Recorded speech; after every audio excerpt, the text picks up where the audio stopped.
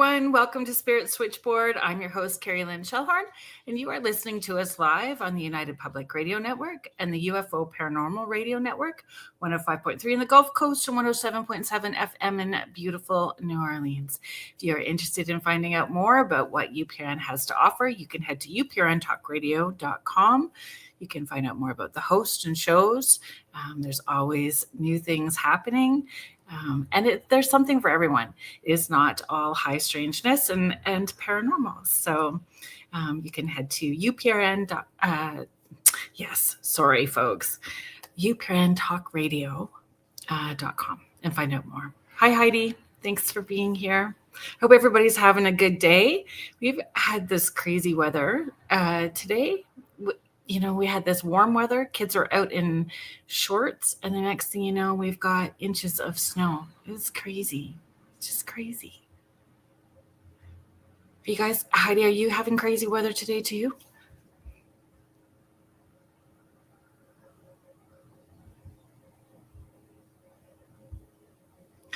Last week, we had Sasha Graham on the show talking about her new Vampire Tarot deck. So she was a returning guest. It's always fun having hurricane gusty winds there. Yeah, it's crazy weather today. And it's Friday the 13th. So happy Friday the 13th. So maybe that's part of it. It's crazy. Normally, I don't buy into all of that stuff. I think 13 is pretty lucky, and I don't buy into or play into that energy where it's going to be unlucky because I don't want to create it. But weird things have been happening all day. Hi, Carolyn. Thanks for your message earlier today. And thanks for being patient while I sent you pictures while we were traveling.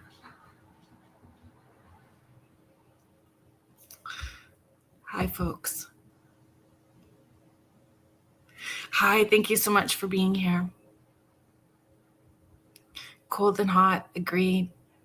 So our returning, I love having returning guests on, when we have a great conversation and they agree to come back on and we can continue those conversations. And today's guest is a returning guest as well too. Hi, Sue. Thank you so much for being here.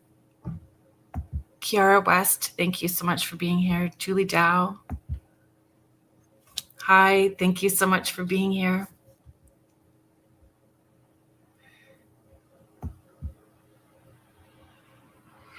Have you guys in the chat, we have Dennis Estlock coming on, and he's been on before. He's a paranormal investigator, a medium, remote viewer, the owner of the cabin on 360. And we're going to be talking about all of those things: mediumship, remote viewing, stewardship of haunted locations.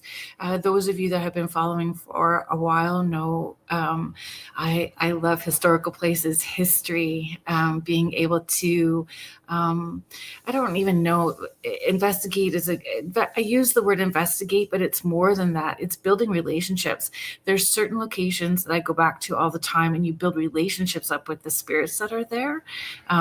Regardless of what they were like when they were living. And I just feel more and more people are becoming consciously aware, more sensitive to frequencies, more open to those experiences, more people interacting. And how does that, how do they approach haunted locations? How does that affect them? How do they engage the energy that they bring? And these are some of the things that I hope to talk to Dennis about today. Hi, Carrie. Well, you guys are moving so fast today. Thanks for being here. How's the weather in Calgary today?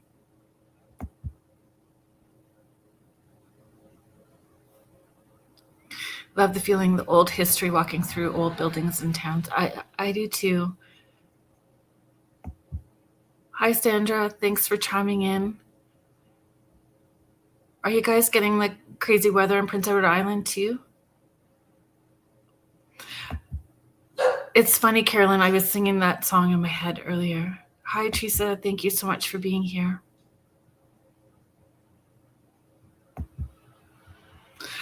Okay, folks.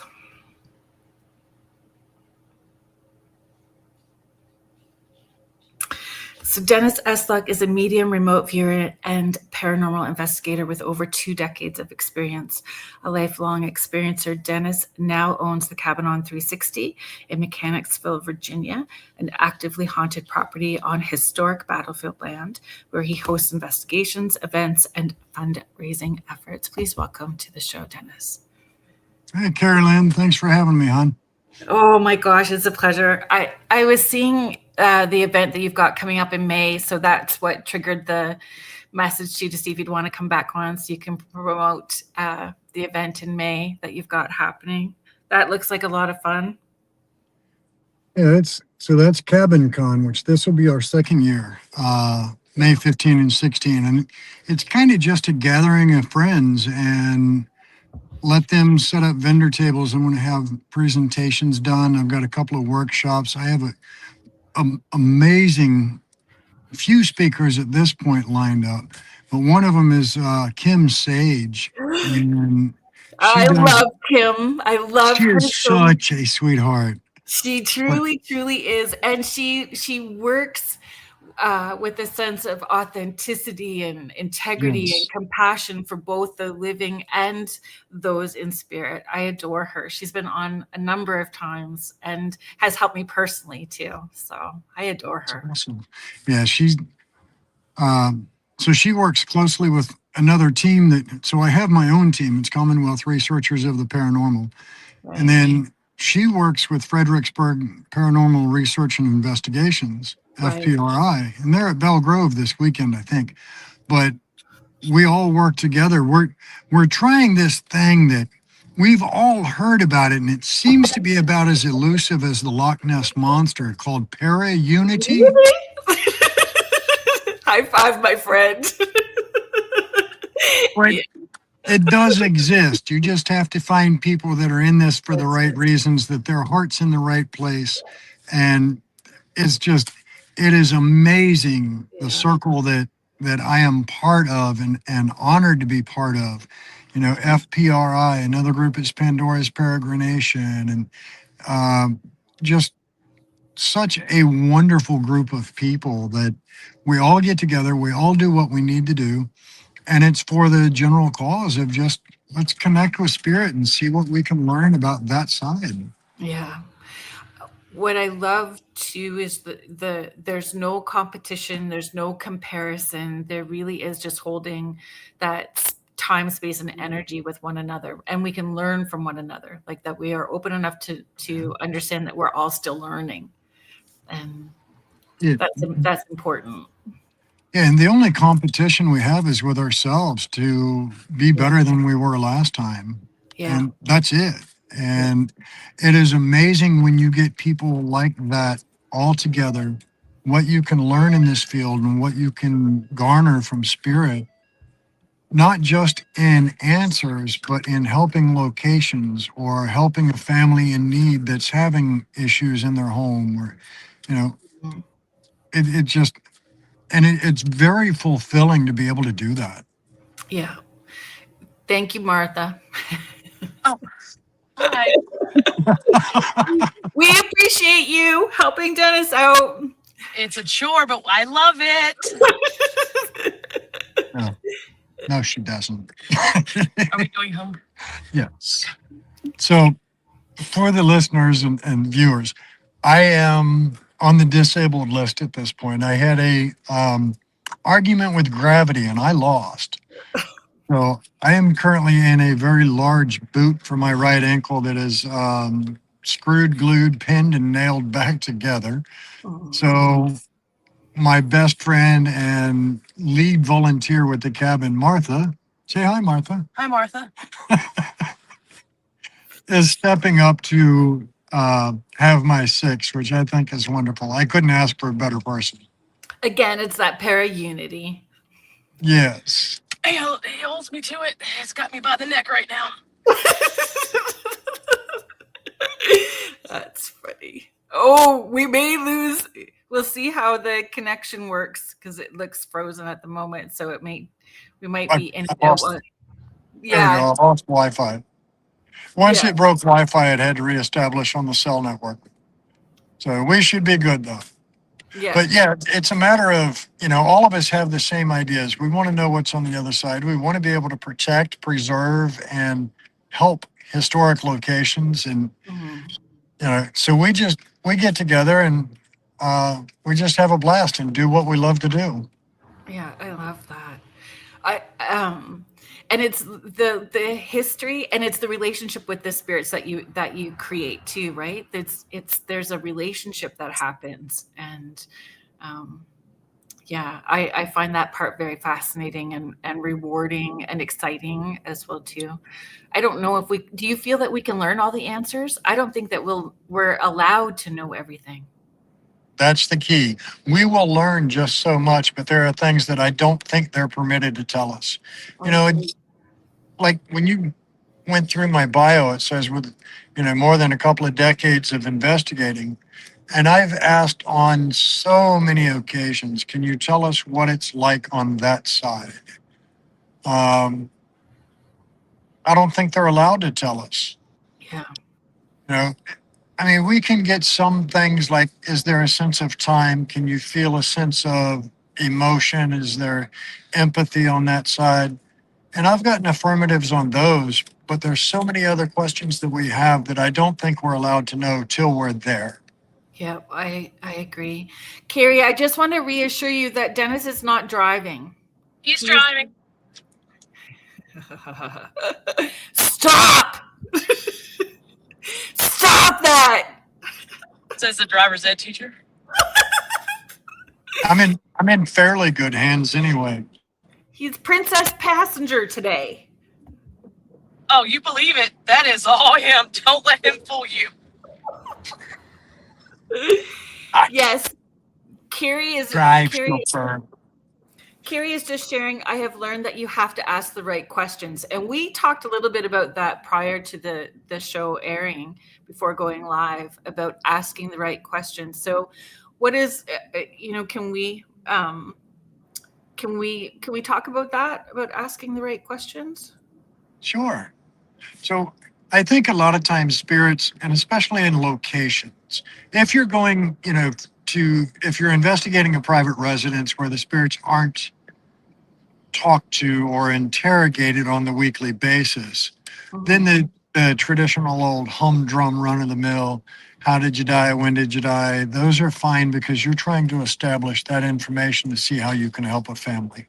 But in a location that gets investigated by teams, either nightly or even just weekly, they're going to get tired of those questions. So you have to think outside the box.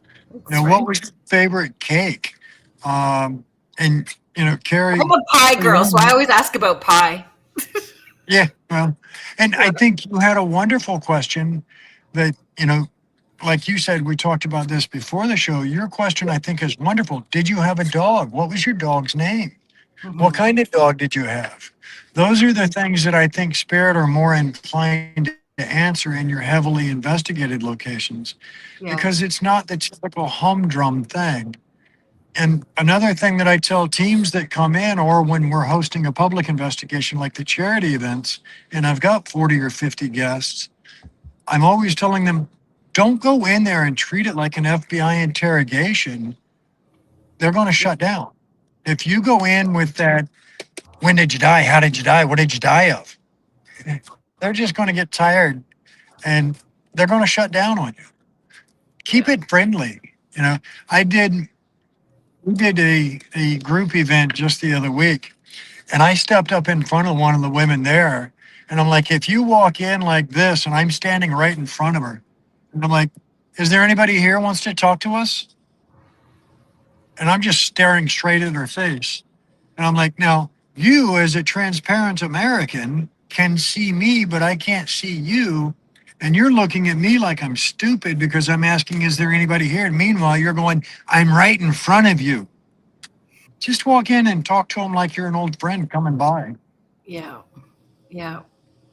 Especially, well, what does it feel like at the cabin for you stewarding that property and investigating and having people come onto the property, how has it changed from prior to ownership to being there more and owning it? Has it changed at all? Yeah, I'm a lot broker and poorer than I was. Yeah. That, you know But what? That was one of the questions, like personally, how has it changed you? And that is part of it. I think that people don't necessarily understand. Like, I talk about that when I take people to places. There's a donation box for a reason. You know, yeah, the it's not. All right, so I have overhead. I have a lease payment to make. I have a power bill to pay. I have cable bill to pay. If something breaks in the buildings, I'm responsible for it. Plus, I want to improve the property. Um, we spent a couple of $1,000s last year, late summer, to go through and clear back the brush and everything to open the space up a little bit more. And we have an area that, so at the cabin on 360, one of the buildings there is a little brick rancher. And there was a 12-year-old girl on that property that was SA'd and unalived by her half brother. So we're clearing and making a flower garden in her honor. That cost money. So all of these things add up. I want to do we're sit on battlefield from the battles of the Civil War. So I've got a Confederate area that I'm opening up to make an encampment, and a Union area. And, this requires equipment. Those are, they're big tasks. And I'm also going to do a Native American site there and honor the natives that were there. And all of this takes money.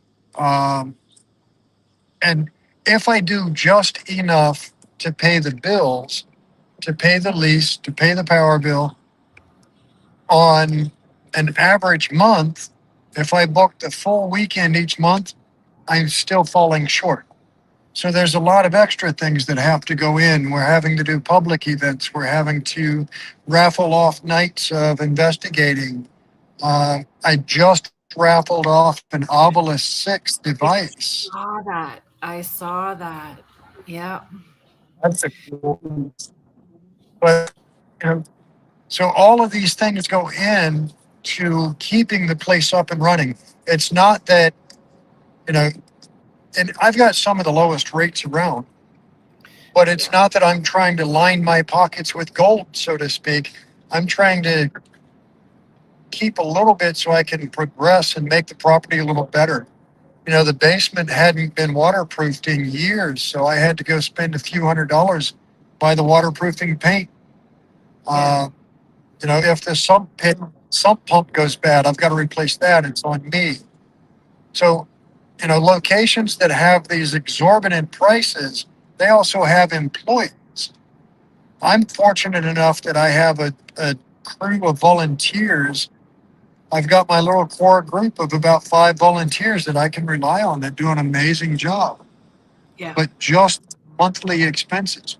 I have to carry a $2 million insurance policy. I don't think people realize that part either, right? The insurance part of it too, like all the financial aspects in running a place and keeping it accessible. I didn't either. I didn't realize either. And now I'm going, oh, I was dumb. I shouldn't have done it.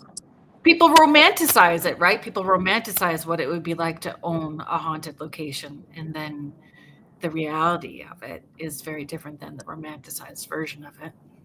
Yeah. And it's not only a matter of keeping the buildings and the land itself in good repair and making improvements there. It's also a matter of now I am the steward of all the spirits that stay there. That's right. I am the guy that has to make sure that if a team comes in and disrespects them, I have to handle that. I wouldn't let you walk into my best friend's house and disrespect them without me kicking your tail. And all these spirits that are here are part of my little circle that I'm responsible for. Yeah. And I think it is a personal responsibility that they get respected.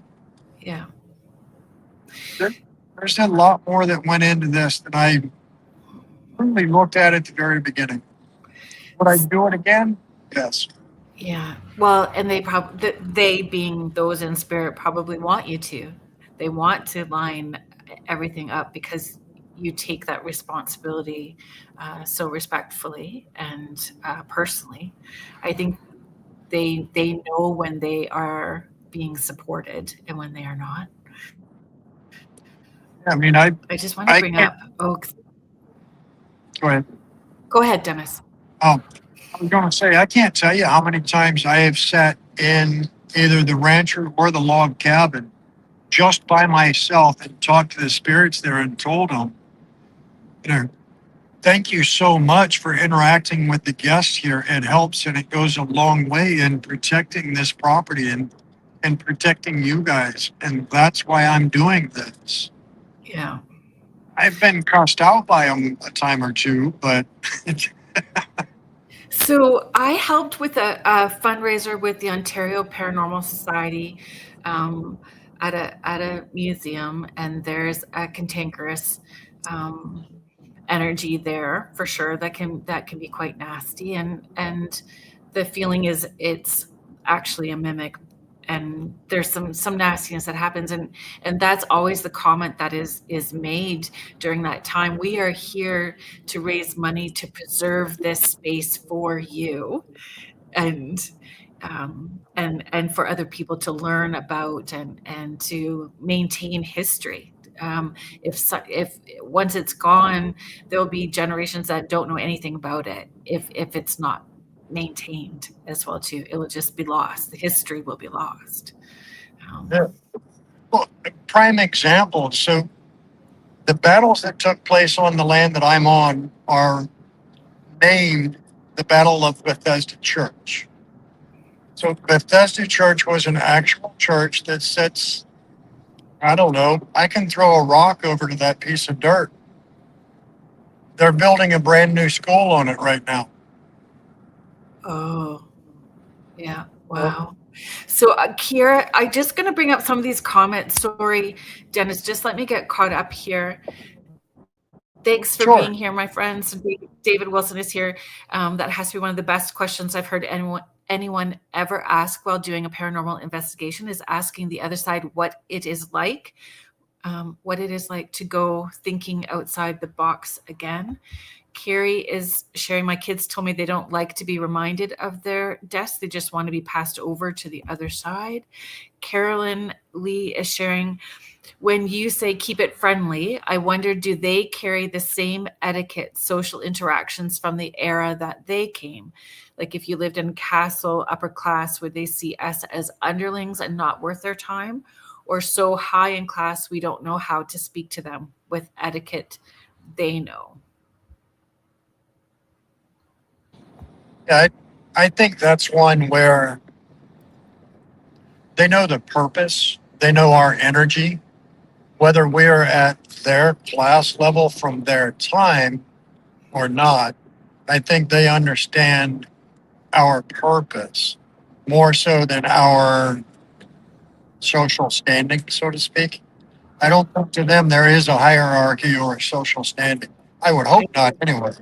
I don't feel that there is, but I do feel that they pick up on our intention. I feel they know our intention before we even land. I also feel that they can, that collective consciousness that we're all tapped into and part of one. I think they know who's going to show up ahead of time. They know who's going to be there. All of that stuff starts happening long before the 6 p.m. Meet in the parking lot. It happens prior. I'm a firm believer that they know we're coming before we know we're going. I agree 100%. Kiara West is just asking, where is this at? So we kind of just jumped into the conversation. So there, for those people who are new to the Cabin on 360, can you give us some history? So we're situated about 15 miles outside of Richmond, Virginia. were settled on the battlefields from the battles of Bethesda Church during the American Civil War. And we sit 3 miles away from another battle that is very historic, known as Cold Harbor. And Cold Harbor has the significance it has because of the number of dead.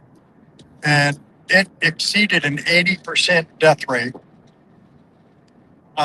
which is the highest per capita of the entire Civil War. So all the men that, well, not all, but a majority of the men that were going to Cold Harbor marched through and fought through our piece of property to get to that battle. So we have a very significant site. It was actually the starting point for the battles of Cold Harbor. But we have, if you want to go even further back in time than that, we had Revolutionary War marched right through our property. Then prior to that, all the way back into the 1630s, when the European settlers were starting to come in and pushing the natives off the land. So we just have layer after layer after layer of history on this piece of property that I don't think I've begun to get through all the layers of this onion as I peel it back and learn what took place here. Or if we're allowed to know all the layers of it. And I feel they can pick and choose who they want to share the information with. Like they feel in alignment with somebody, whatever energy they're bringing. So they'll share that puzzle piece with them. And I love that you're bringing that community together, because the community will be able to get all the puzzle pieces to get all the answers, or that as many as we're allowed to know. I still think there are some parts that we're just not allowed to know in general. And so I got called out to Chicago years ago to speak at an event that Ursula Bielski hosted called Chicago Ghost Con. While I was out there, I got the chance to listen to Chris Fleming do his presentation. And he explained his near-death experience. And the part that stuck with me most, he said he was in the corner of the emergency room watching the doctors and nurses work on his body. And then his favorite actress, for whatever reason, was the one that came and said, "Hey, come with me. I got something to show you." Took him out of the emergency room. He said, once we walked through that door, it was the most beautiful pasture I'd ever seen. The flowers were the most vibrant. The grass was the greenest grass I've ever known. I could feel what the grass felt as the breeze went by and touched it. He's like, I asked at that moment, is this heaven? And the response he got back was, this is my heaven. Yours might be 1,000 times more beautiful than this, but you're not ready yet. I have to take you back. So I think if that is truly the case, that we design our own heaven, I think they're not allowed to tell us what it's like truly over there, because I think too many people that are just absolute warriors and they fight through everyday struggles and they fight through those things that would take down a weaker person. I think they would go, you know what? It's just so beautiful over there. I'm just going to give up anyway and exercise free will and take themselves home. So that's interesting. My grandpa, anyway, Chris Fleming connected with my grandpa, and my grandpa had a near-death experience, and he saw flowers, wild roses, fields of wild roses, and all the horses that his family ever owned, and all of his brothers and his dad. And he said, I know that I'm not scared to die now, because when I die, I'm going to this space to be with my family, the horses, and this space. And I had an experience when I was giving a reading and saw through this person's eyes. It was a very different reading for me. And you and I both remote view, and how we work, I feel is very similar, but it was very different for me. It was really very much being put inside this person's body as he had a very traumatic death. And then they showed me him wrapped in this gauzy material, floating, and what I perceive as angels, thousands of them, all around, and his family, and there was singing, and there's colors I can't describe. I don't have words for. It was, I got very weepy because it was the most unconditionally loving frequency I'd ever tapped into before. And they showed me he just wasn't ready to talk yet because he was in that healing place, and to come back at another time and he would be able to come forward and share information. And that's what we did. We waited a little bit, then we tapped into it again, and he was able to come forward and share, and he was in a peaceful place. But I got into a funk for a while because that was home. I was like, oh my God, we're here at Earth School. This sucks. Like, I just wanted to be where that unconditionally loving space was. But it's a very big reminder that we can create that unconditionally loving space here, if we choose to, right? Like, how we can shift, at least personally, and see how far that ripples out around us. Yeah, I mean, I'm a huge believer in the energy that I put out, I get back. Mm-hmm. And if I put out nothing but a positive energy, and I try my best to put out a positive energy and a positive light, I get that back. And I think the universe knows when I'm down. Like right now with this foot, I am down. But the universe has stepped up. My friends have stepped up, and other folks that I didn't even know I knew have stepped up and done some amazing things just to remind me that the universe will look out for you when you do right by the universe and by others. Yeah, I agree. You know, but you mentioned that most loving feeling. I did a connection for a woman. I wouldn't know her if she walked up to me in a grocery and hugged me tomorrow. But messaged me and said, "Can you really connect to loved ones?" And I got the image of a little boy, and I heard him say, "Tell her," and this one's probably going to hit me because the energy and the emotion that goes with this one is just, for lack of better terms, it's an ass kicker. But I see this little boy, and he says, "Tell her I felt more love in that one decision than I would have felt in my brief existence." Mm. And I don't know what this means, but that's what I shared with her. Right. She sends back, "OMG, thank you so much." And I said, "He wants me to tell you that he can now run and play in the sunshine and play in the grass. And he goes fishing with Paw Paw every day. Uh, but he wouldn't have been able to do that without you giving so much and making that decision." And I don't know what the hell it means. It doesn't mean anything to me. It's not my message. So I'm not going to try to figure it out, which is one of the things that we have to learn first is don't try to decipher it, just deliver it. Right. That's But right. as it turns out, during her pregnancy, she found out that the child was going to be extremely deformed. It was going to be extremely unhealthy, would probably live a short period of time strictly in the hospital and never get to go anywhere. And she chose to abort the pregnancy to prevent that child from having that life. And then I get this older gentleman that presents himself to me, and he's got his arm around the little boy, and he kind of does one of these, like, "Look beyond me." And he says, "We're home. I've got him, and we're good." Yeah. And I described him to her, and she's like, "That's my pawpaw." Mm. Okay. So, it didn't take them explaining to me what was on that side or how it felt or any of that. All it took was them giving that message to her. And sometimes it's us getting in our own way to receive that message. Yeah. Well, I had this conversation with someone recently about, they had said you need a thick skin when you do this for a career. And I said, I don't think I have a thick skin, right? I don't think that I have a thick skin, but anyway, you learn to let go, right? I had someone say to me that they loved watching me work because when people tell me no, I just go and just keep going. Because it's not for me to figure out, right?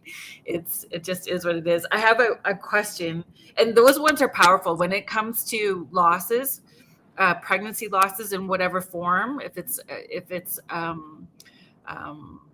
chosen ending, a miscarriage, adoption, any of that stuff. Those are very tender ones, raw sessions to walk through, and powerful and life changing for people who may feel so disconnected from the other side. And that plays a very big part in what we're able to do, that there is no disconnection, that the connection's always remaining, that love continues, and that healing can happen at any time, right? Like it's very heavy responsibility.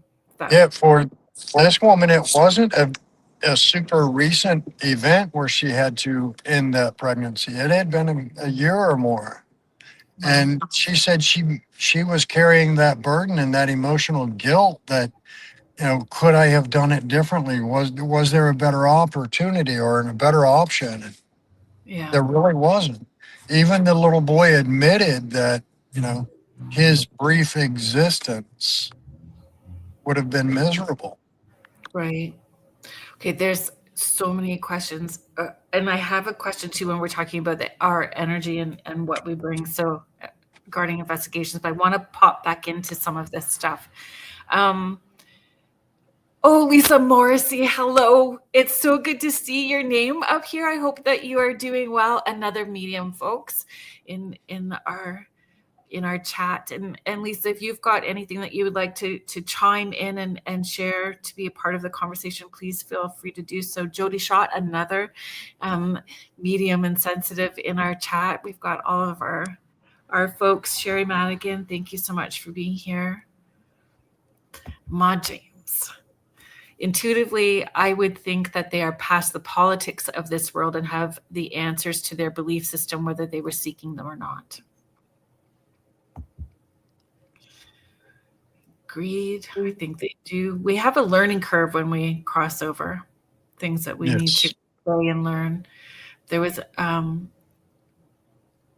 Julie Dow, I saw your question, so I am getting it. I am getting to there. Carolyn was asking, because you had mentioned a school being built on the property.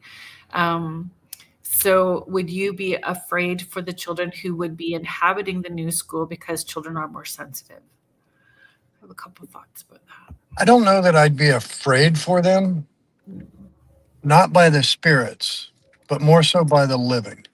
And the reason I say that, when, let's say the little first grade Johnny sees a soldier there, a spirit, and tries talking about it, they're going to question whether or not he is having a psychotic episode. Maybe he's got schizophrenia. He can see people that aren't there. He's hearing voices that nobody else hears. Is there something wrong? Do we need to medicate him?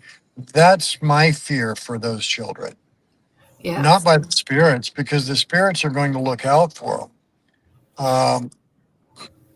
That was the reality for my daughter. In grade 4, her elementary school was kitty corner. On every other corner was part of the cemetery. So the children's section, the mausoleums, and then the rest of it.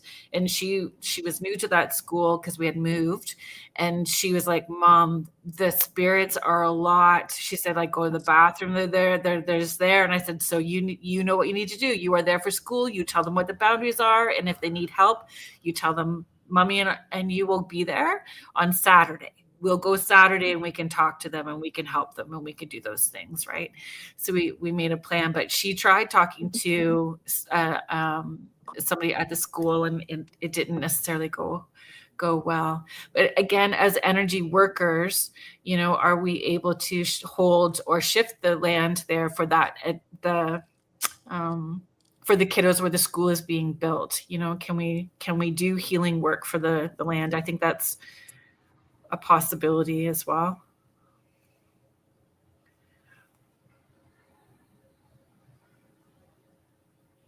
Yeah, and I did a no-no a few years ago. Um, so I ended up in a little bit of legal trouble because I got You want stupid. to talk about that right now publicly? Are you sure you want to share about that? Are we Hey, good to share now? I own my mistakes. I know. I own them. If I ever ran for office, they wouldn't have to dig deep to find dirt on me because I throw it on the table myself. Transpar- Transparency is important. I love Yeah, it. yeah. But I got a DUI. And here in Virginia, they automatically send you to counseling. So, in speaking with my counselor, which her and I hit it off very well, I had to go through 6 weeks of classes with her. Um, but we got along very well. And at the end of my time with her, we're just sitting in her office, and I kind of looked at her and I see this woman present behind her, and I'm like, you know what? There's no better time than the present. I'm going to do this. Solange, let me ask you, with a doctorate on the wall, a master's degree on the wall, if someone were to tell you that they can see, hear, and talk to people that others can't, what would you think? And she's like, well, first thought would be some sort of psychosis, like schizophrenia. Wait, do you hear voices? Yeah. Kind of like the one that I'm hearing now that tells me your aunt wants me to let you know she's very happy that you're the one that got her black pearl necklace and you keep it in the jewelry box on top of your jewelry box on your dresser. And you talk to her frequently and tell her how much you miss her and how much you appreciate her pushing you to succeed. And of course, at this point, I've got, Yep. and then it was the how the F do you know any of this? And I'm like, she's standing right there telling me, and you get the head whip. Yeah. Well, um, this progresses. Like I share this with her, and her next question to me is, "You realize what you've done, right?" And I'm like, "Yeah, I gave you a message from a loved one." And she's like, "No, no, no, no, no, much more beyond that. Um, give you a little bit of peace." Well, yeah, that too, but you've also shit on every ounce of education that I've got here because every book here tells me you can't do that. And I went, yeah, well, I'm sorry, but you can. And then we get to the next issue. I've got a young boy that presented himself to me that's standing off in the corner. And he's telling me, tell her that her patient, Bobby, doesn't need medicated. Please don't let her medicate him. He sees me and we talk, and he's the only one I talk to on that side. So, of course, I share this with her. So, you've got a little patient, I want to say he's about 10. His name's Bobby, that he's got an imaginary friend, little Johnny, right? How do you know that? His imaginary friend is standing in the corner cheering for your patient that you don't medicate him. He doesn't need medicated. Yeah.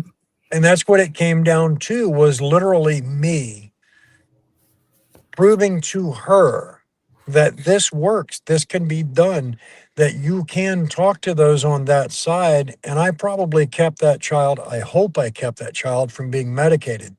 And that's what scares me most about them building on this historic site, an elementary school. It's going to give children problems because they're going to see these spirits, and the spirits are going to be unintentionally interacting with them from time to time, or they're going to see them or hear them, something. And then all of a sudden, you've got this little student that's telling mom and dad or telling the teacher that, have you ever seen the soldier that stands in the corner over there? He talks to me. And now they're going to think the child needs medicated. The Pollyanna rose-colored glasses, Pollyanna in me and rose-colored glasses that I prefer to wear, or like to wear, would hope that because there's so much more awareness now, more people are having these conversations are becoming much more easier now than they were 20 years ago, that there'll be support for those kiddos that are in that space. And you're right beside them. So who knows? Like, maybe there will be, maybe it's being built for a reason, with you as the neighbor. So I hope so. I hope so. You know, if we're not stewards of our history goes away. And if we're not stewards of the spirits, that's they right. get restless and they get to be a little cantankerous. So Yeah. hopefully, my stewardship of the spirits that are in that immediate area, we know they have a great communication system on that side. So So I'm hoping the spirits at my location have told the spirits at that location, come down here and leave the children alone. yeah, Hopefully.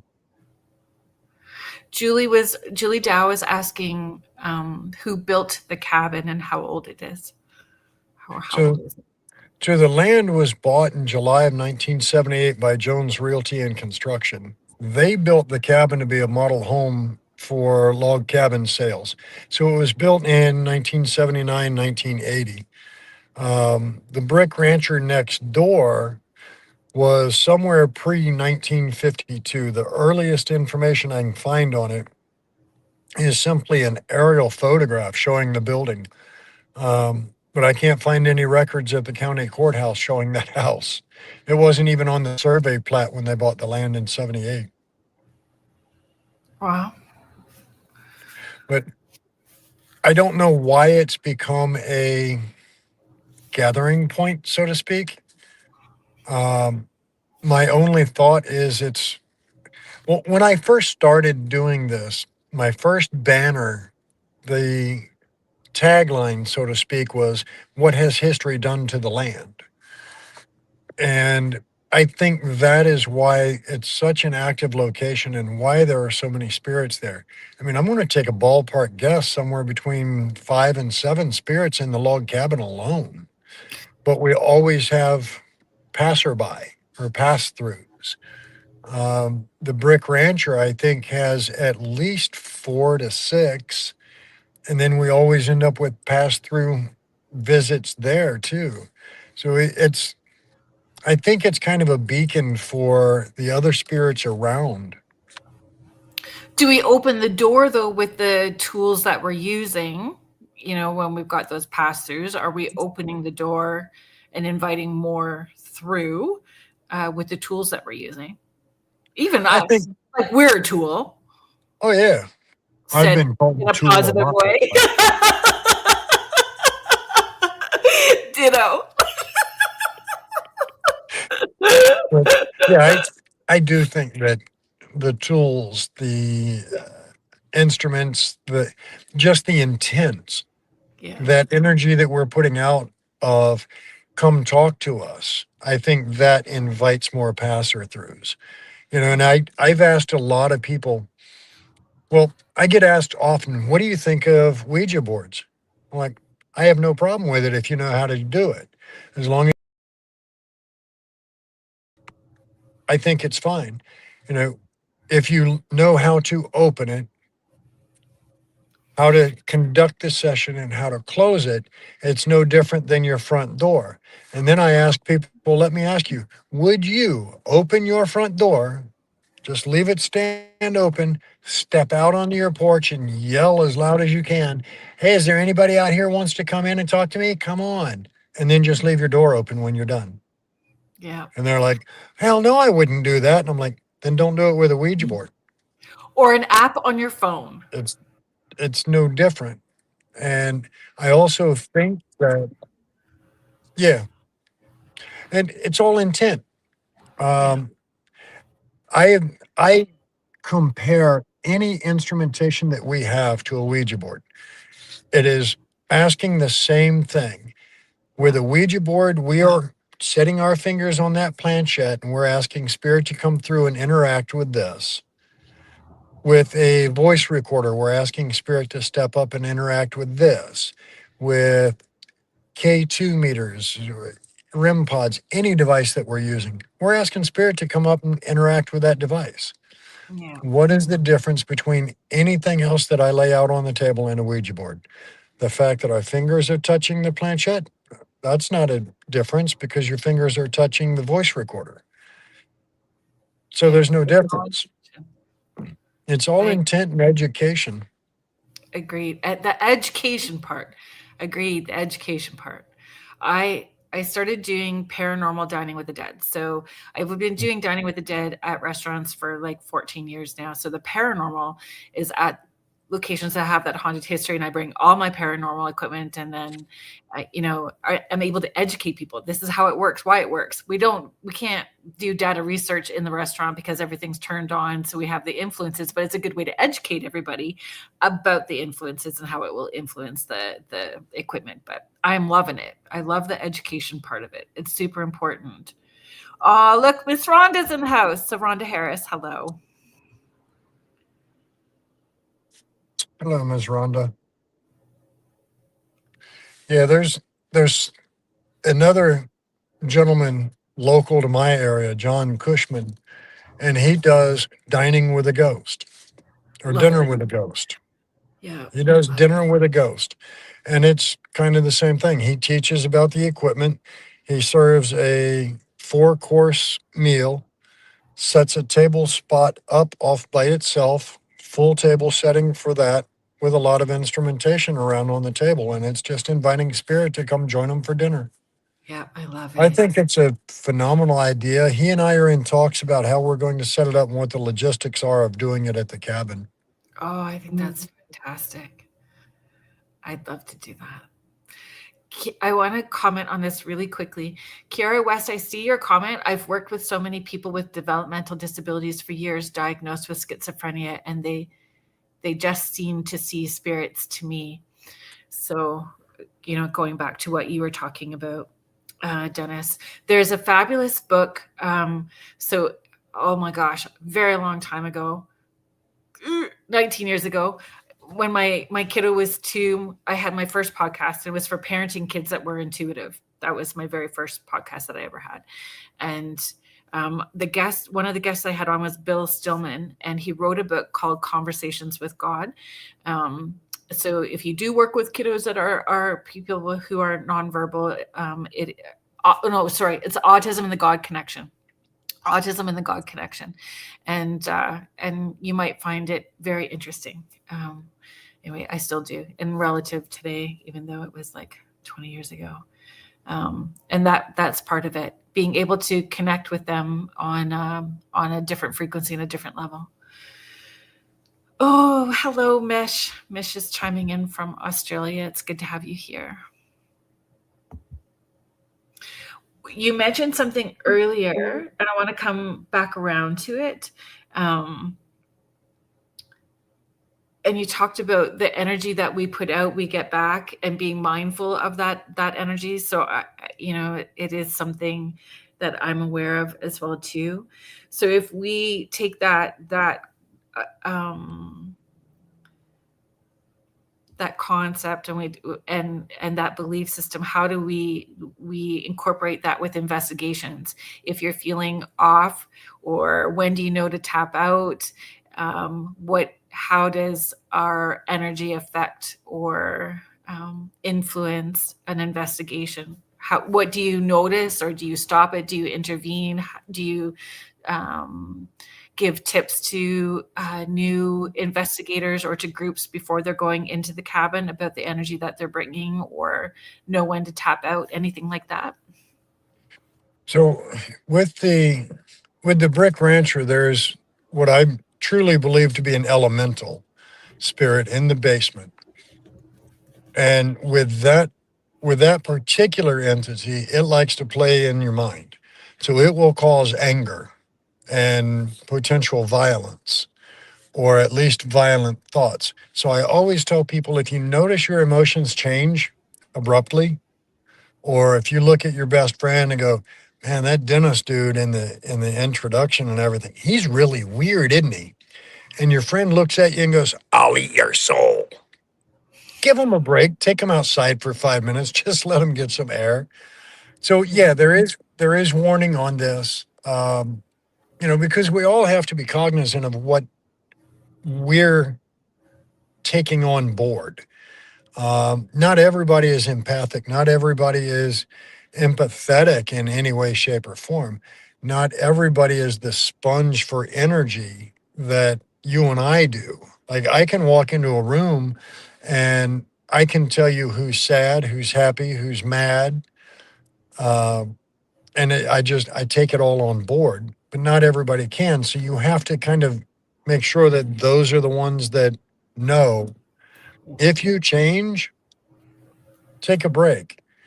As far as what we put out, if you go into an investigation and you're cracking jokes and you're having a good time, um, that is the best energy that you can put out.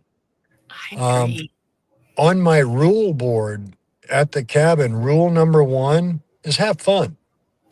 And then the very last rule is see rule number 1. That's That's fun. just the way I believe in it. You have to have fun. And Spirit's going to partake in that fun. It's not going to be a matter of, I'm a firm believer that, and pardon my French on this one, if you're an asshole in life, you're going to be an asshole in death.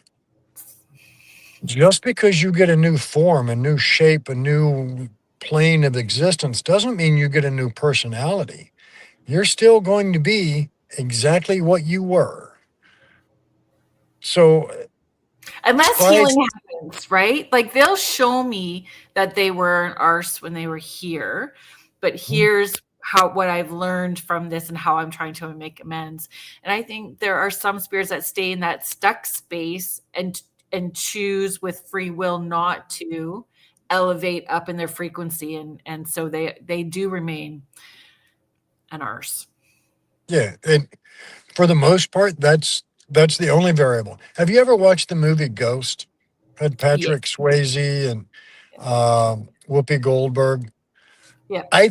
I love that show, and I think it was much closer to reality than what even the writers realized.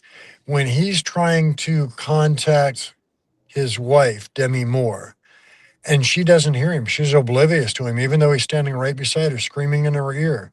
Or when he's in the subway trying to move the bottle cap, Oh, yeah. trying to kick the can and falls on his keister. And the other spirit finally walks over to him and goes, "You're not doing this right. You have to focus all of your energy on that, and then you can flick the bottle cap." I think that is a lot more of what it's like on that side than they even realize. And I do this with a lot of people that question me. I'm like, when you first came into this plane of existence, could you walk? Well, no, I was a baby. Oh, could you talk? Well, no, I was a baby. Oh, and on that side, they're babies too. The trouble is we don't know how long. Yeah. But I think there's also if you want to call it this, a free pass, a little window of time when they first get there where they have the ability to come back and let us know that, hey, I'm here, I'm okay. And they try to make it a little easier for us to deal with the fact that they are gone because they're perfectly fine at that point. Yeah. Yeah, I agree. And why that activity is so intense in that first little bit after they transition, and why it sort of eases up after a while.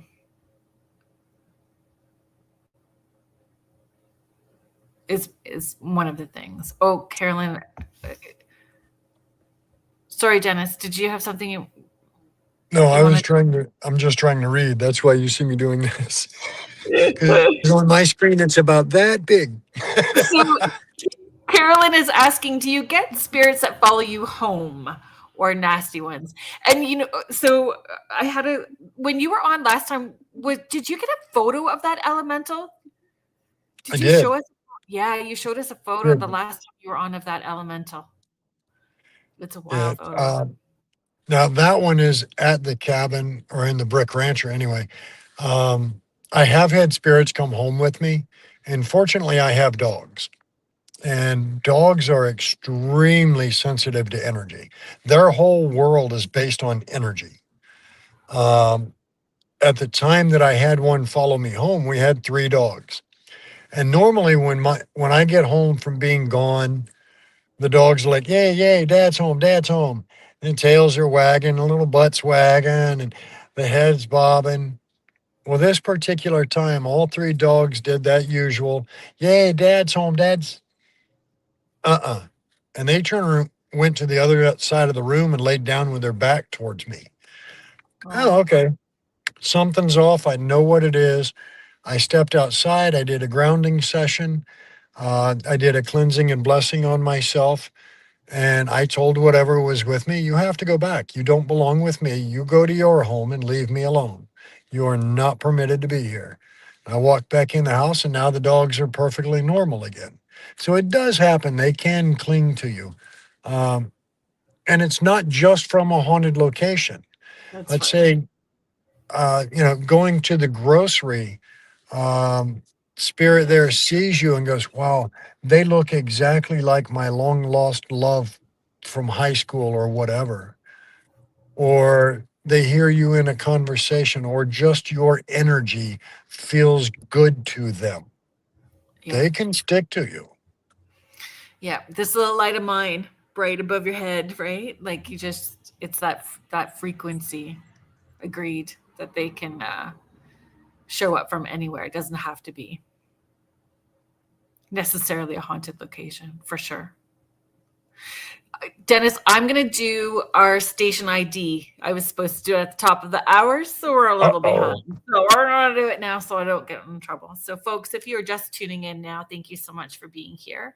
You are listening to Spirit Switchboard, and I'm your host, Carrie Lynn Shellhorn, and you are listening to us live on the United Public Radio Network and the UFO Paranormal Radio Network, 105.3 in the Gulf Coast and 107.7 FM in New Orleans. If you would like to find out more about the hosts or the shows that UPRN has to offer, you can head to uprntalkradio.com. There is something for everyone. You can access thousands of archived shows. It is not all high strangeness and paranormal. Today's guest is a returning guest, Dennis Estlock from the Cabin on 360. So we're very excited about having Dennis back on the show. Heidi, driving and listening, thank you so much for driving and listening. I hope that you are feeling well. Heidi's chiming in from Colorado. I'm so behind today. I started way too late, migraine and ickiness. The weather can create that, especially when you are extra sensitive. What happens if we forget the station ID? Well, I don't want to find out what happens if I forget the station ID. I get probably an email that doesn't say, happy hi, Chiquita. It is a what the heck, Chiquita, you forgot this. We don't want to find out. You're welcome, Heidi. Dennis, are we all good? You're back on the road? Yeah, we stopped back at my house, and my wife has now joined us, and we're headed for dinner. Oh my gosh, that's yes. Where are you going for dinner? I'm all about snacks and food, man. It's all about food. We have a Mexican restaurant called El Caporal, and they have a meal that I get it every time we go there. It is steak alambre, and it's got green onions and peppers and little cheese sauce and steak slices and the rice. Oh, I'm all about goopy cheese too. Cheese sauce? I'm in. yeah. Yeah. I couldn't grow up around this stuff because I'd be the size of a house. Well, I'm probably on my way. But so another question, as a medium, as someone who's extra sensitive, and even as an investigator, are you starving when you're done? Are you hungry? Like, does it take up a lot of energy for you? With just a basic reading for somebody, not necessarily hungry, but tired. It does take a lot of energy. And depending on what it is, if I get emotionally run over by that connection, it's even worse. I agree. Like the one that I mentioned a little while ago with the little boy, that one took a huge toll on me. My wife walked outside. I was actually sitting on the back deck, and she comes outside to see me crying and looked at me like I was weird and goes, "What's wrong?" And I just showed her the screen, and she went, "Gotcha." She went back inside. Yeah. But that one kicked my keister. You know, I don't know how long that woman had felt guilt or how severe that guilt was. I know it was somewhere around a year. That was the best answer she gave me for a time frame. Um, but she did let me know that I was able to make her feel so much better and relieve her of a lot of that guilt. And the hardest part is if you think about the switchboard operator, like back in the 1950s, where you Mhm. would make a phone call and you'd go, "Hey, Helen, can you connect me over to Doris?" And Helen's sitting in the middle with a headset on and she's plugged into, uh, you know, Alice that's now talking to Doris, and you're in the middle listening to this. You're taking that energy and everything from both sides, and you're Yeah. getting run over. Yes, we do. Yes, we do. And It's we're like a raising our spirit frequency. switchboard. Yes, kind of just like, and we raise our frequency. I've tried to, our frequency is just vibrating so high during that time. So then when we're done, there is that coming down. I get really cold as well, too, when I'm coming down from doing a lot of sessions or a really big event. I get very cold, but I find, just even a handful of chips or something fried or meat. I really crave meat when I'm done. I just want like part of a burger. I just need something that's super grounding, and then I'm good. I like jerky. Oh my It goes, gosh, it me goes a too. long way. I have it all the time in my car when we're doing investigations. I'm the snack girl, so it's always peanut butter cups and jerky. Those two things for sure. Yeah, I got the privilege to go hunting, and I now have a fairly decent stock of venison jerky, Oh and yeah, oh, very good. it is so good. I'm with you on that. And if James is still in the chat, he'll let you know that moose is part of that as well too. So, One of these days, I want to try that. well, we'll figure a way to make that happen. We'll figure out a way. Yeah, James is Martha, listening. yeah, Martha's over here going. She wants in on this too. She loves to hunt. Okay, He is the so reason I started hunting again because so when I moved to Virginia 30-ish years ago, um, I sold my weapons in Ohio, and I hadn't hunted at all down here. Then Martha and I become friends, and she's like, "Well, come on out to the farm and you can hunt with us." Really? So here we are. So I got my first deer this year in about 30 years. oh wow, good for you. I love a venison roast. It's how we grew up. I grew up on a hobby farm, and my grandpa used to trap and hunt, and he had this little log cabin on the property, and he would uh, skin and tan, like stretch the hides and do all of that stuff. And I used to sit out there with him when he was doing all of those things. It's a core memory for me. And actually, Chris Fleming, when I chatted with him about my grandpa, he picked up on that. He drew a picture of it. Nice. Yeah, it was pretty fun. Um, where we It's so funny, Mish, when you were talking about your dinner, Mish was asking what was for dinner, and then she asked everyone what their soul food was, what everyone's soul food. So everyone's talking food now in the chat. I don't know that I would say that um, Mexican is necessarily my soul food.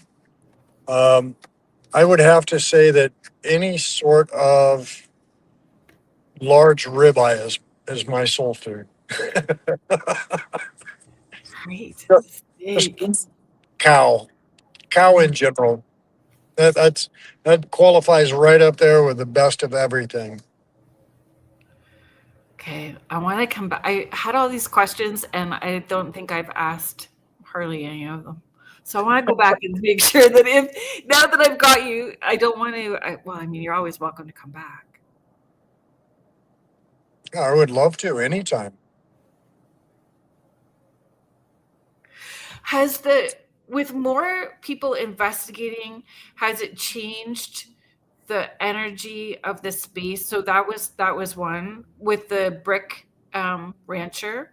Um, because of the history there, and I I believe you found the spot in the forest, right? Did you find the spot that you didn't somebody find the spot, or you were looking for the spot? If I'm sure I'm mucking up the story, so you might have to help me with that. Of it was Michelle? Is it Michelle? Melissa. Melissa. I knew it was the M. Sorry for getting that wrong. That's okay. But where she wasn't there a spot that you were looking for out in the on the property, on the grounds? That Well, what we do know by police reports and a couple of deputies that I interviewed was after he took her life, he threw her body out her bedroom window and carried her off into the woods. Well, we didn't know exactly where, but we had suspicions. Well, Miss Martha, who is starting to learn her abilities, as we're walking through, she's like, I am just drawn over to this area. All right, let's walk over there. Well, there's always been these large, like metal screen hoppers, I guess. I don't really know what to call them, that had just a bunch of aluminum cans in them. And I always suspected that that was where Melissa had been, well, her body had been dropped anyway. Um, but I'd never really focused much energy on that area. Well, we end up walking over through that area, and Martha just nopes out on me. She's like, nope, nope, nope, I can't do this. Nope. And off she goes. All right, well, I think we figured this one out. Um, when I finally get her calmed down and she shares with me why she did that, she said it was just too much. That was, she was letting me know that that's where she had been dumped like garbage. And I just couldn't take that. I couldn't take that energy. Okay, that makes sense. So now we have a very good feeling of where this 12-year-old girl's body was dumped like just common rubbish.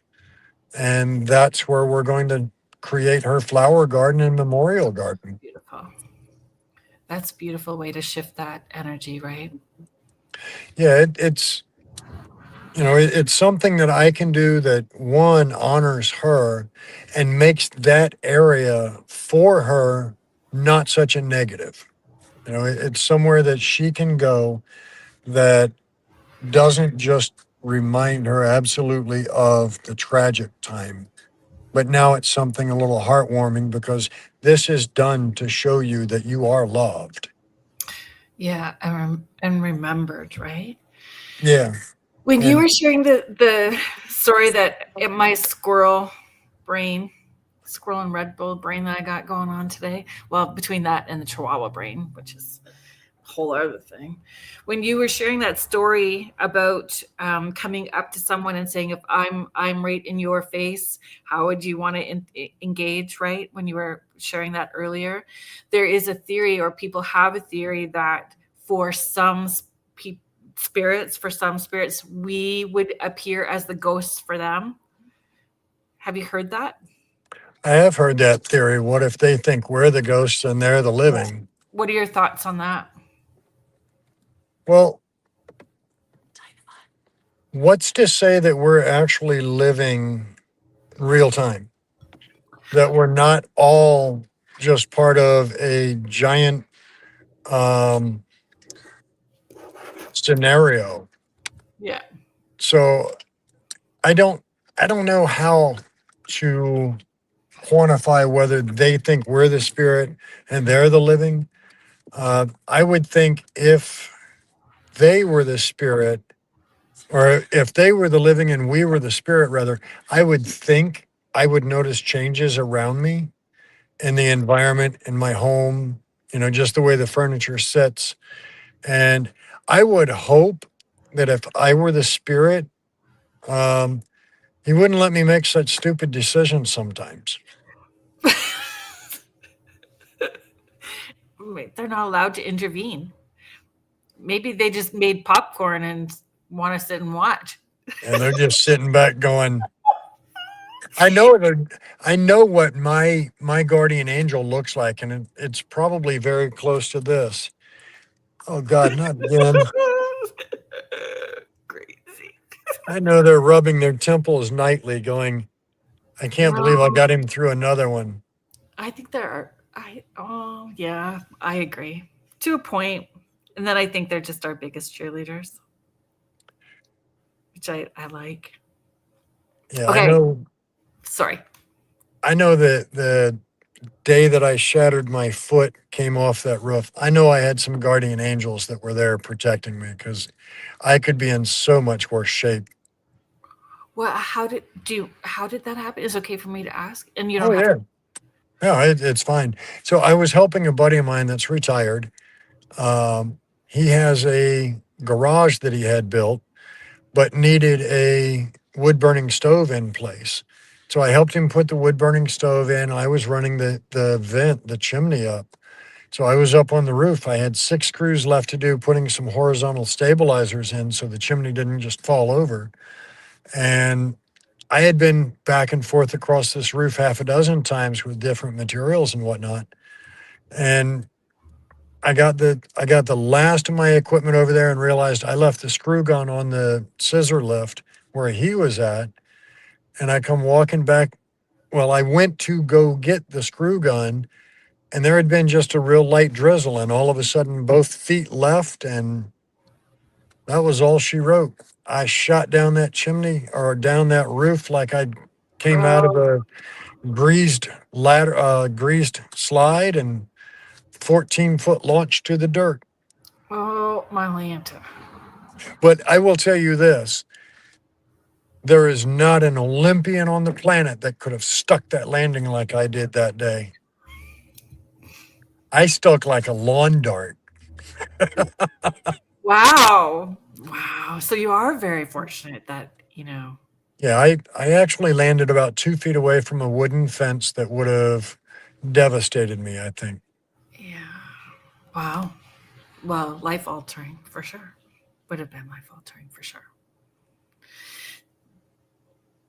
Divinely watched over for sure. Everybody's still talking about food. Everybody's still talking about food in the chat. All right, what is the most common food item they're talking about in there? Currently lasagna.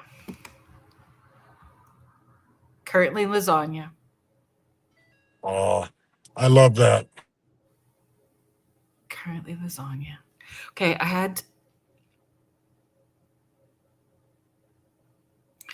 So I think we've kind of talked about that.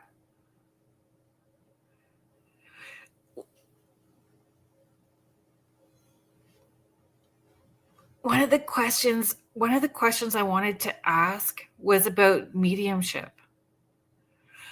So for paranormal investigators, what do you think a good paranormal investigator could borrow from mediums, and what do you feel mediums can borrow or learn from disciplined investigators? And we're both, right? So we're kind of in that both world.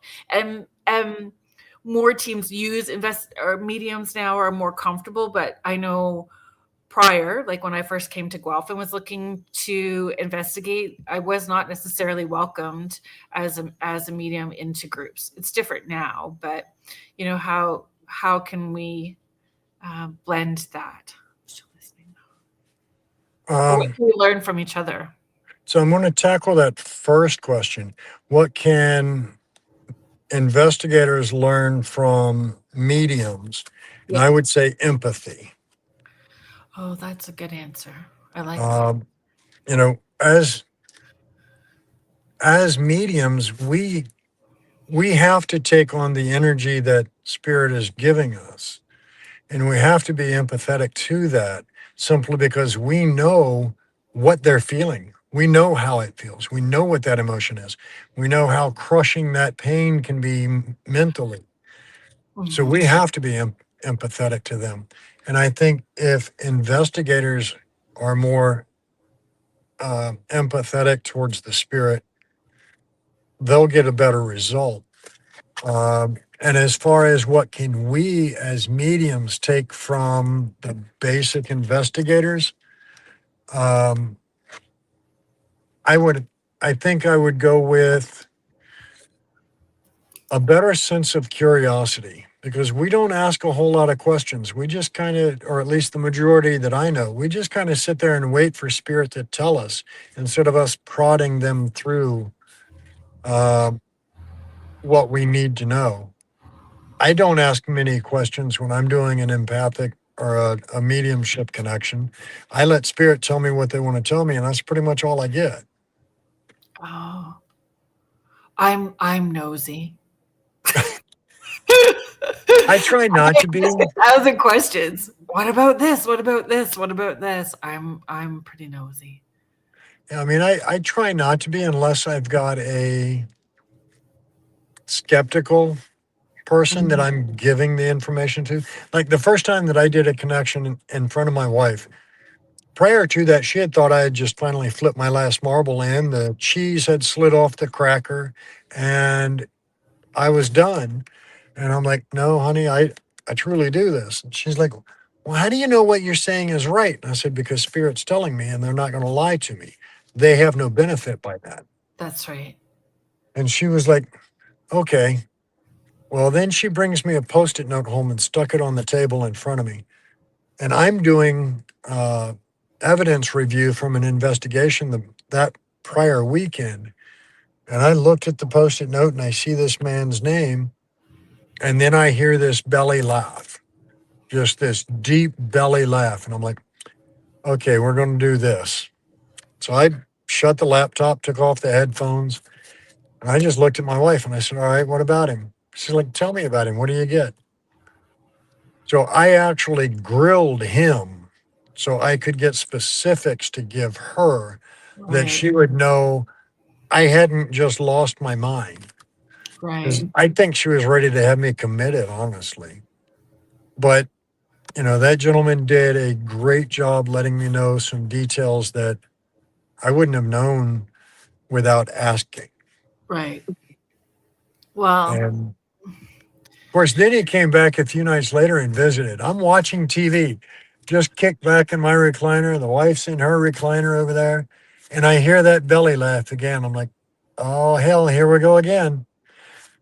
So I pay attention to him. And the only thing I did was I asked him, what can I help you with? And he's like, he tells me, tell my daughter, which called her by name, in the drawer to the right of the washing machine, she'll find her jewelry. So I tell my wife, I said, hey, you need to call so and so and tell her this is what I just got told. What? Trust me. So she calls the person that she is told to call, which was actually her friend to begin with, not mine, was actually a coworker with her. But she calls her and says, hey, Dennis says your dad tells him to let you know the jewelry is in the drawer to the right of the washing machine. Now, I didn't ask any more questions. I took that piece of information. He laughed and did his sign off when we were done talking was literally to walk away and wave over his shoulder. That was love it. that. Love But it. Love it. you know, daughter's like, well, why in the hell would my jewelry be there? I wouldn't have put it there in a million years. I've called the hotel. I've looked through my luggage 3 times and blah, blah. Why is my, oh, tell Dennis to tell Daddy thank you.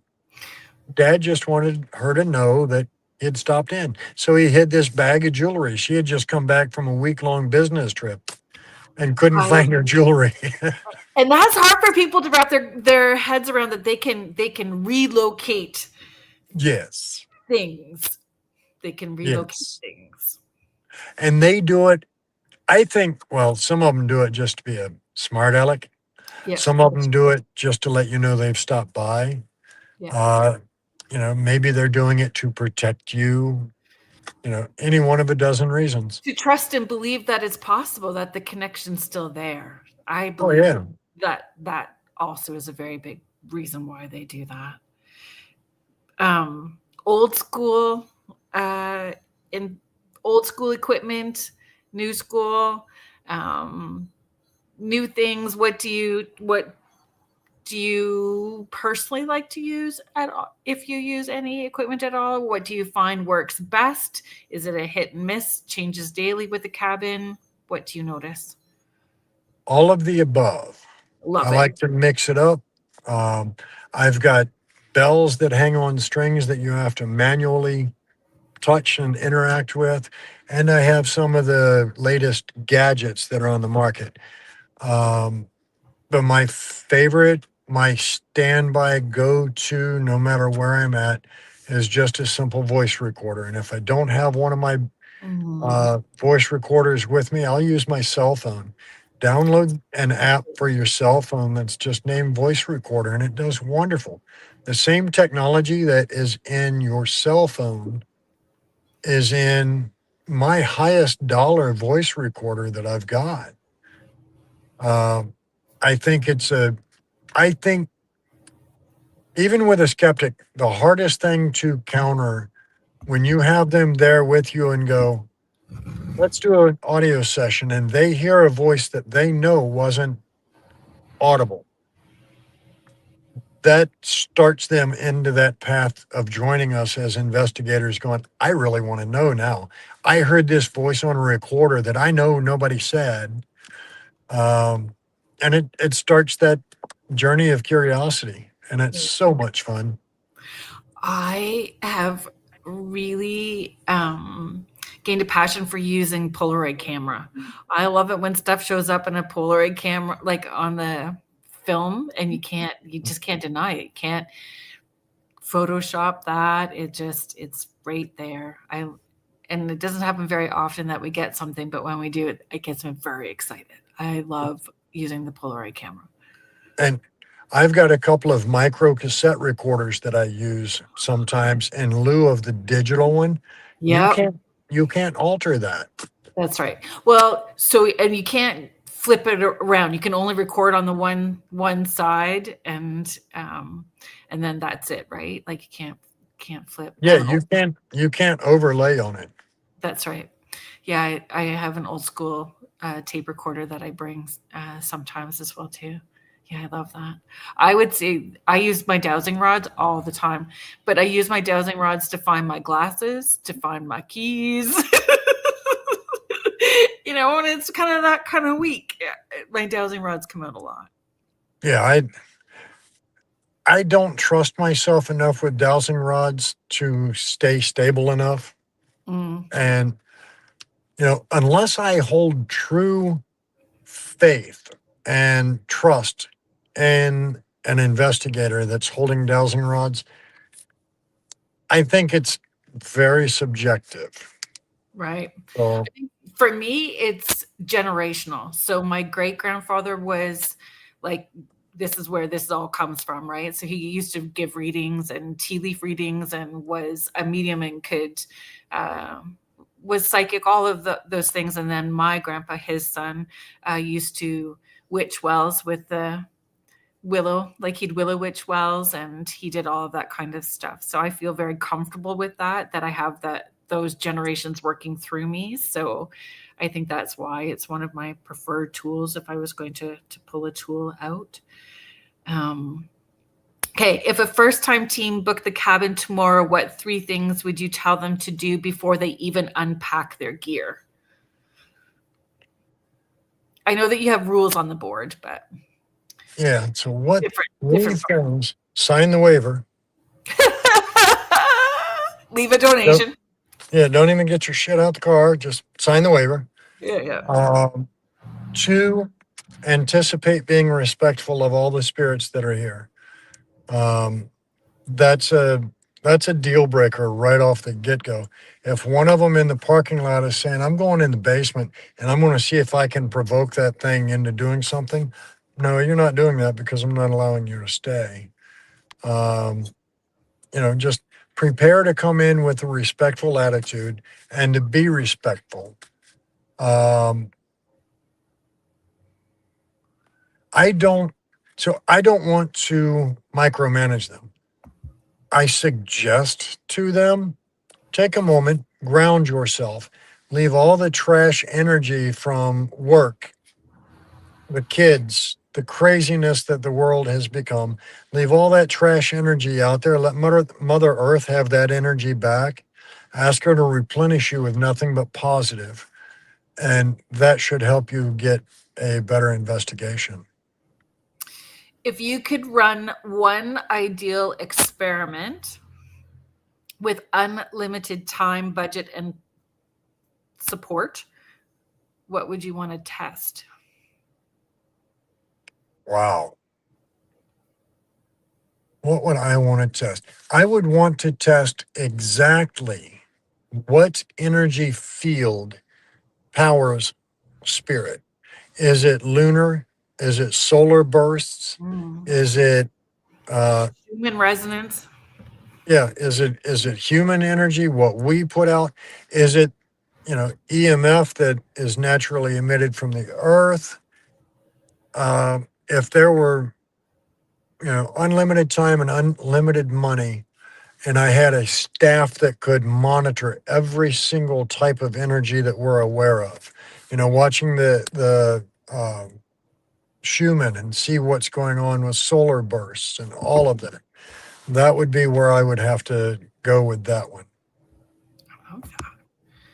Folks, I wanted to ask you guys in the chat, just as we're moving off of food, I see you guys talking about willow witching and stuff like that. What are your thoughts? Like, for evidence, what do you guys not or put the most stock into as far as evidence? Do you need audio? Do you need video, personal experiences? Do you need psychic validation? What do you guys like? What's your own threshold for evidence? I'm all about the personal experience, like more than anything. I think that's what we're wanting, right? Like, we're looking for a personal experience when we go.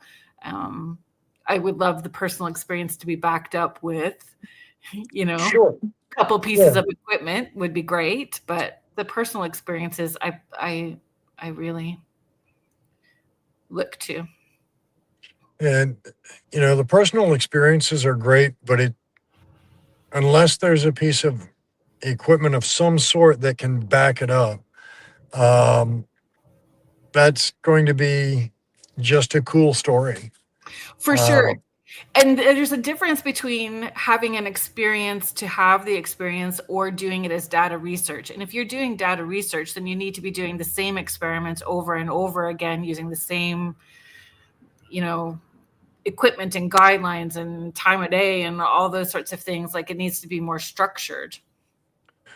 Well, so the paranormal is never going to be acknowledged by the scientific world because we can't control our environment. Yeah. And science, for anything to be proven by science, has to be repeatable. Well, I can't repeat talking to Mr. Curry that died in 1862 on command. It just doesn't work that way. So, the human factor and spirit factor and the spirit factor of, or the human factor of spirit. I don't know how the human factor of spirit. Yep. It just doesn't work. One day, Mr. Curry may want to talk to me, and the next day he might want me to just go away and leave him alone. He's got other things to do, and they didn't include yakking with me. That's right. I sometimes say they just wanted to roll over and have their cigarette. They're done with us now. Like, they're done. They are done for the night. And that's kind of how I felt talking with my wife's friend's dad, because he just we were talking away. He finished answering a few questions I had, and all of a sudden it was just, he turned and walked away and waved over his shoulder like, I'm done, bro. I guess we're done now. Funny. Dennis, we need to come to a close. So Mish, we're going to take this question really quickly. Like, we've only got maybe 3 minutes, so we really do need to be mindful, but it's a great question. Mish is asking, do spirits remember our interactions? Yes, I am convinced. I have asked numerous times, do you remember me being here before? I get an affirmative a lot of the time. Um, I remember several times asking, do you recall this instrument and what I did with it? And I get something to light up to give me the affirmative. And I always explain to them what each gadget is. Yeah. So, and how it works and how they can use it to interact with me. And I explained to them, I'm stupid. You have so many advantages over me. I'm stuck in this body and you have that. Yeah. And it makes it easy to interact with them. Yeah, I agree. So we've had it along the bottom, but where would you like people to connect with you to find out more about the Cabin on 360, or how they can book a private event, group event, be part of the May event, the Cabin Con? Yeah. So I've got a couple of events coming up. March 21, I've got a group called Forgotten Explorations is hosting one. Then I have Southern Fakir Paranormal is hosting one. Then we have Cabin Con. I got some big things coming up. But then find out about all of those on our Facebook page, just the Cabin on 360. They can also go to tco360.com. Click the events tab. You'll see what we got going on. Click the booking tab. Check out our calendar. See what's available to book your investigation.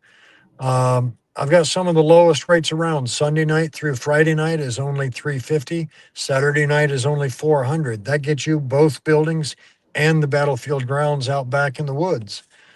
Trails are cut and marked. It's an awesome time for that little bit of money, and that's up to 10 people each night. Yeah, that's brilliant. That's so good. It's always a pleasure having you on the show. It was my pleasure and my honor. Thank you so much for asking me to come in, Carolyn. It was great. I enjoy sharing time and energy and space with you, and hopefully we'll get to do it in person someday. I look forward to it. Hey, May 15th and 16th. It might be, you know what, if we can do it for 2027, I'm very blessed. I'm very blessed that my calendar is pretty full for 2026 and all the things I get to do. But if we are looking at the 2027 calendar, maybe we need to put something on it and make that happen.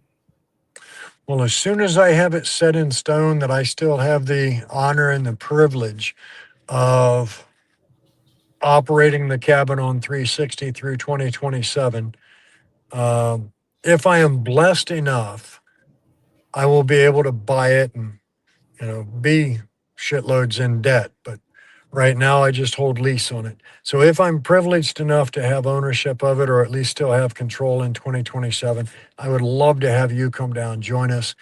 I'm sure Kim Sage would have a blast hanging out with you. So, and Lisa Crick, like, we just keep trying to plan time together, and I was trying to coax them up here, but maybe it's needing to happen down there. Thank you so much. Everyone is saying great guest spot tonight. Dennis is a breath of fresh air. Great show. Thank you so much. Oh, well, thank you guys so much. Yeah. I appreciate you, and I appreciate your audience for being so kind and giving an old guy some grace. Well, I hope you heal quickly and smoothly and with some grace and ease, and enjoy your dinner tonight. Thank you so much. Y'all have a blessed weekend, and please stay safe. Yeah. Be the smile that you want to see on others' faces. If they don't have one, give them yours. Thank you so much. Thank you, everybody in the chat. Thank you to Joe Montaldo, our owner, Michelle DeRoche, our station manager. Thank you to all of the folks that were in the chat with us tonight and asked questions. I appreciate all of you. Thank you to the United Public Radio Network and the UFO Paranormal Radio Network, 105.3 in the Gulf Coast and 107.7 FM in New Orleans. Have a good weekend. Stay safe, everybody. Good night.